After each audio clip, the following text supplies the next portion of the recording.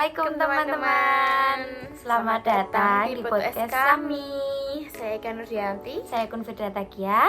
Apa kabar semuanya? Semoga kalian semua dalam keadaan baik. Amin. Di episode kali ini kita akan membahas salah satu topik yang sangat penting dan terinspiratif, yaitu peran umat Islam di masa penjajahan di pasca kemerdekaan. Banyak yang tidak menyadari bahwa selama era penjajahan, umat Islam memiliki kontribusi yang besar dalam memperjuangkan kemerdekaan, menjaga identitas budaya, dan melawan penindasan. Jadi perjuangan tokoh-tokoh seperti Diponegoro, Teku Umar, hingga peran organisasi Islam seperti Syarikat Islam, Muhammadiyah, Nahdlatul Ulama, kita akan menelusuri bagaimana semangat keimanan menjadi sumber kekuatan untuk melawan penjajah. Jadi tetap bersama kami karena diskusi kali ini akan membuka wawasan dan meningkatkan kita betapa besarnya peran umat Islam dalam sejarah bangsa. Yuk kita mulai perjalanan ini. Dimulai dari perjuangan pangeran yang dikenal dengan keberanian dan kecerdasannya, yaitu Pangeran Diponegoro. Seperti apa sih yang kamu ketahui tentang Pangeran Diponegoro itu? Pangeran Diponegoro adalah putra sulung dari Sultan Hamengkubuwono III, raja ketiga di Kesultanan Yogyakarta, lahir pada tanggal 11 November 1700. Seperti apa yang kamu ketahui tentang Pangeran Diponegoro itu?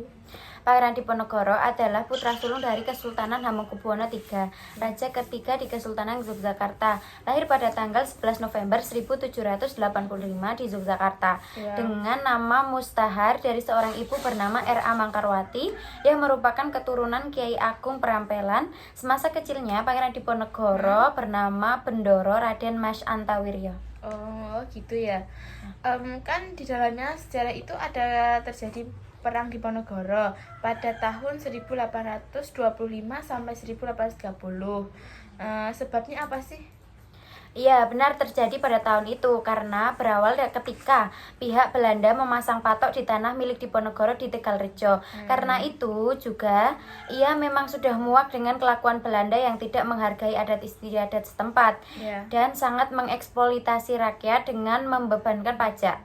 Tetapi sikap Diponegoro itu sangat didukung oleh rakyat dan mendapat simpati karena Diponegoro yang menentang Belanda secara terbuka. Jadi itu mereka mengalami pertempuran ya. Jadi kemenangan itu ada di pihak siapa dan bagaimana kemenangan itu ada? Iya, mereka tuh mengalami pertempuran dan kemenangan itu ada di pihak Diponegoro. Sebab kemenangan itu adanya semangat perang siasat gerilya yang dilakukan Diponegoro dan sebagian pasukan Belanda masih ada di dalam perang Padri. Karena itu tawaran Belanda untuk berdamai selalu ditolak. Oh gitu ya. Iya, kan waktu itu aku pernah baca ya, ada salah satu pahlawan dari Aceh yang gigih melawan Belanda yang merupakan keturunan dari Laksana Muda Nata. Itu siapa sih? Oh, itu Teku Umar. Iya, benar. Dia itu adalah salah satu pahlawan yang sangat gigih untuk melawan Belanda. Beliau lahir di Maulaboh, Aceh Barat pada tahun 1854, anak dari Teku Ahmad Mahmud. Dan ketika perang Aceh meletus, Tengku Umar kan ikut serta berjuang bersama pejuang-pejuang Aceh lainnya. Bagaimana sih ceritanya itu? Jadi gini ceritanya. Teku Umar tuh pada usia 19 tahun dia sudah berjuang di kampungnya sendiri. Dan di usia 20 tahun dia menikah selama 3 kali, yaitu yang pertama dengan Nyak Sofia, yang kedua dengan Nyak Mang Lihai karena dia ingin mengangkat derajatnya, dan yang ketiga dengan Cut Nyak Din. Dan setelahnya Teku Umar itu mencari strategi untuk mendapatkan senjata dari pihak Belanda dan akhirnya mendapatkan strategi untuk berpura-pura menjadi antek Belanda. Yang dimaksud itu dia berpura-pura menjadi pasukan Belanda untuk pertama yaitu dengan Belanda dan kemudian untuk merebut hati rakyat Aceh.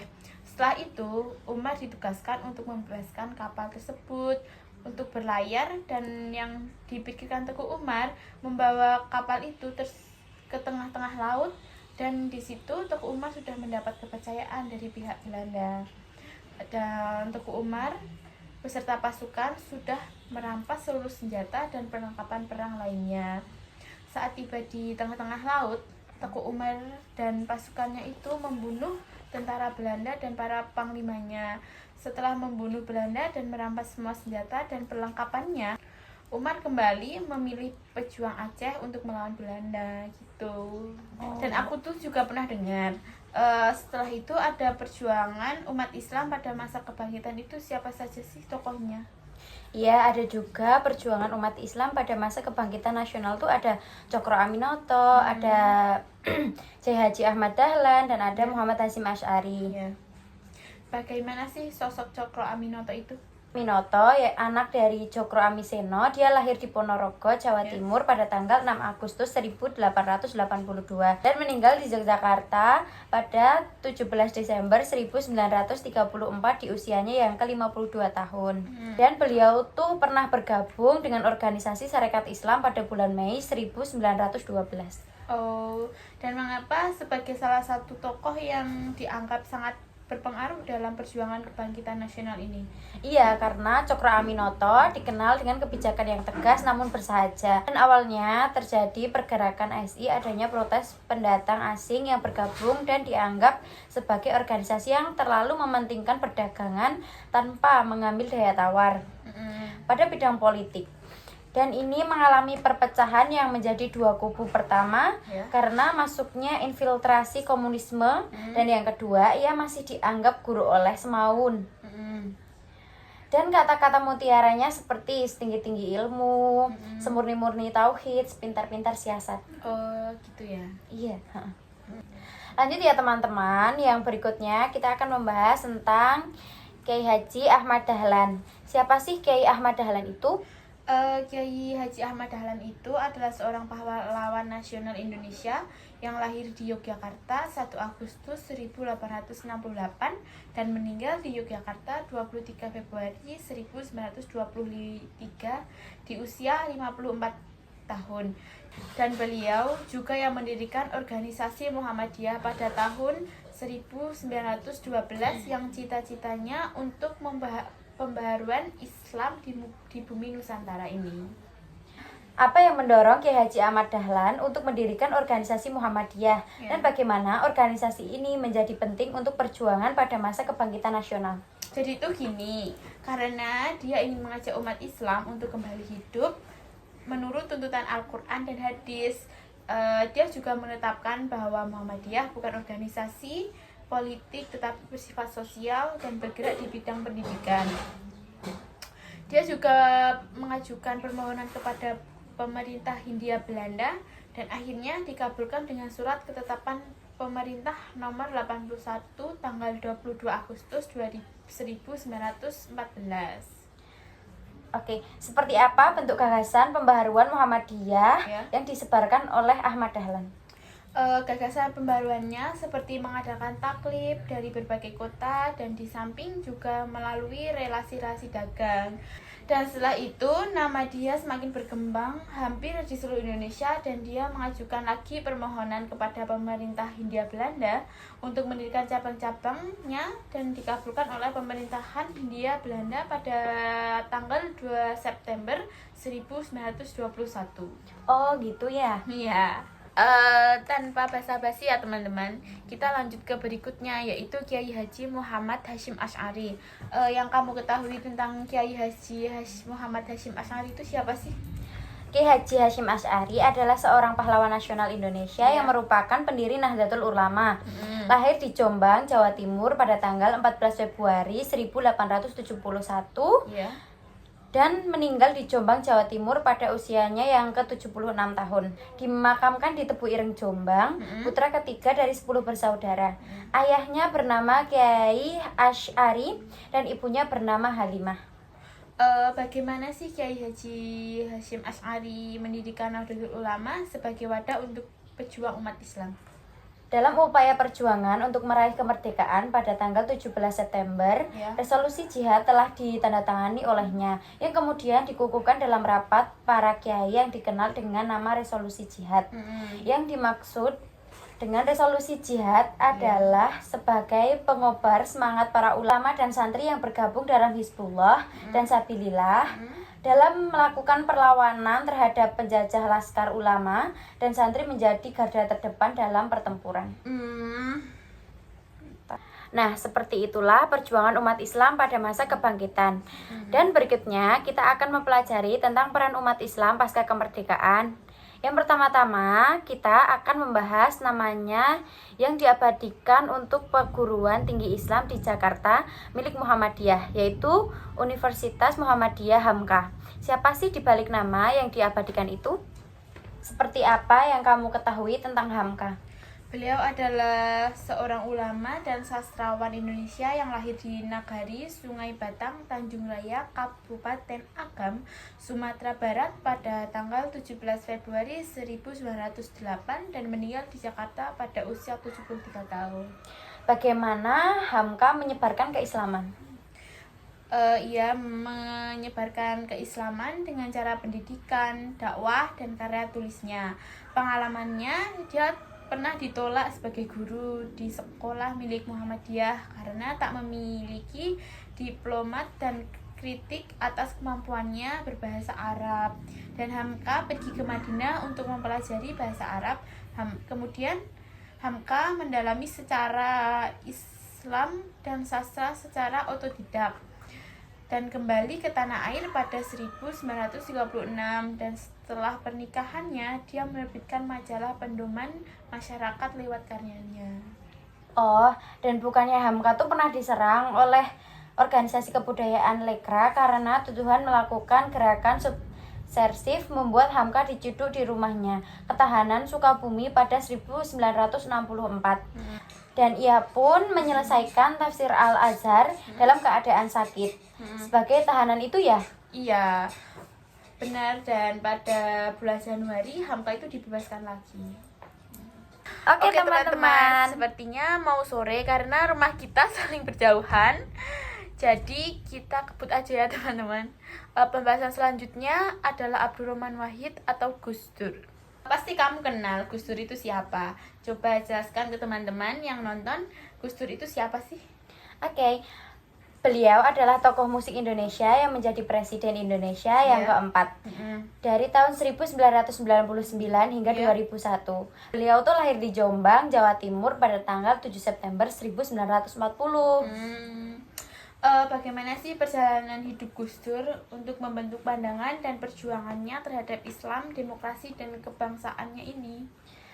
Gus Dur tuh pernah menyatakan bahwa ia memiliki darah Tionghoa, maka dijuluki Bapak Tionghoa. Pada tahun 1944, Gus Dur pindah dari Jombang ke Jakarta, ke tempat ayahnya karena terpilih menjadi ketua pertama Partai Majelis Syura Muslimin Indonesia atau Masyumi. Dan pada 20 Oktober 1999, MPR melaksanakan sidang untuk memilih presiden dan wakil presiden. Kemudian Gus Dur terpilih sebagai Presiden Republik Indonesia yang keempat bersama Megawati Soekarno Putri sebagai wakilnya. Gus Dur adalah orang yang pernah berkunjung ke sana kemari seperti di Aceh, di Jayapura, dan terakhir kalinya di Australia. Dan pada Januari 2001, Gus Dur mengumumkan bahwa Tahun Baru Imlek menjadi hari libur opsional. Kemudian Gus Dur menderita banyak penyakit dan meninggal pada hari Rabu 30 Desember 2009 di Rumah Sakit Cipto Mangunkusumo, Jakarta pada pukul 18.45 dan dimakamkan di pemakaman keluarga Pondok Pesantren Tebu Ireng, Jombang. Kan beliau itu dijuluki Bapak Tionghoa itu karena apa ya? Karena beliau mendapatkan penghargaan yang cukup prestisius untuk kategori community leadership oleh beberapa tokoh Tionghoa Semarang. Terus bagaimana sih para murid yang ingin meneruskan prinsip Gus Dur sesuai dengan konteks tantangan zaman? Oke. Para murid itu mendalami perjuangan Gus Dur yang terangkum pada 9 nilai utama, yaitu ketauhidan, kemanusiaan, keadilan, kesastraan, pembebasan, kesederhanaan, persaudaraan, kesatriaan, dan kearifan lokal. Oh, gitu ya? Iya, begitu. Oke teman-teman, berikutnya adalah Wakil Presiden Indonesia yang ke-7 dan mempunyai jabatan yang terpendek. Siapakah itu? Wakil Presiden Indonesia yang ke-7 itu B.J. Habibie ya? Iya. Bagaimana sih biografi seorang B.J. Habibie itu? Prof. Baharudin Yusuf Habibie lahir di Parepare, Sulawesi Selatan 25 Juni 1936 dan meninggal di Jakarta pada usia 83 tahun. Beliau menjadi wakil presiden Indonesia untuk menggantikan Soeharto yang mengundurkan diri pada tahun 1998. Dengan menjabat selama 2 bulan 7 hari sebagai wakil presiden dan juga selama 1 tahun 5 bulan sebagai presiden. Beliau merupakan wakil presiden dan juga presiden Indonesia dengan jabatan yang terpendek. Beliau adalah presiden yang berasal dari Gorontalo dan dia memiliki marga Habibie. Dan B.J. Habibie pernah menuntut ilmu di sekolah menengah atas Kristen Dago, kemudian belajar tentang keilmuan teknik di Universitas Indonesia Bandung dan melanjutkan studi teknik penerbangan di spesialis konstruksi pesawat terbang. Oke, apa strategi B.J. Habibie dalam membangun demokrasi di Indonesia selama masa pemerintahannya yang singkat namun penuh perubahan? Gebrakan B.J. Habibie itu saat menjabat menjadi Menristek di awalnya dengan keinginannya untuk mengimplementasikan visi Indonesia. Tetapi menurut Habibie, lompat-lompatan Indonesia dalam visi Indonesia bertumbuh pada riset dan teknologi. Jadi targetnya Indonesia sebagai negara agraris dapat melompat langsung menjadi negara industri dengan penguasa ilmu, pengetahuan, dan teknologinya. Sementara itu, beliau juga terpilih menjadi ketua pertama ICMI pada tanggal 7 Desember 1990 dan B.J. Habibie meninggal dunia di RSPAD Gatot Subroto pada tanggal 11 Desember 2019 pukul 18.05 waktu Indonesia bagian Barat karena gagal jantung dan faktor usia. Ia kemudian dimakamkan di samping istrinya yaitu Hasri Ainun Besari di Taman Makam Pahlawan Kalibata Slot 120 pada tanggal 12 September 2019 pukul 2 WIB dan Jokro Widodo sebagai inspektur upacara saat pemakamannya. Oke teman-teman, terima kasih banyak sudah mendengarkan episode kali ini. Kita baru saja membahas perjuangan tokoh-tokoh besar Indonesia serta bagaimana mereka memberi kontribusi luar biasa bagi kemajuan umat Islam dan bangsa ini. Semoga kisah-kisah inspiratif ini tidak hanya mengingatkan kita akan perjuangan masa lalu, tetapi juga mendorong kita untuk ikut serta dalam membangun masa depan Indonesia. Dan jangan lupa untuk tetap mendengarkan podcast kami dan berbagai pemikiran Anda tentang episode ini di media sosial. Sampai jumpa di episode selanjutnya. Terus semangat, terus belajar, dan terus berbuat baik. Wassalamualaikum warahmatullahi wabarakatuh.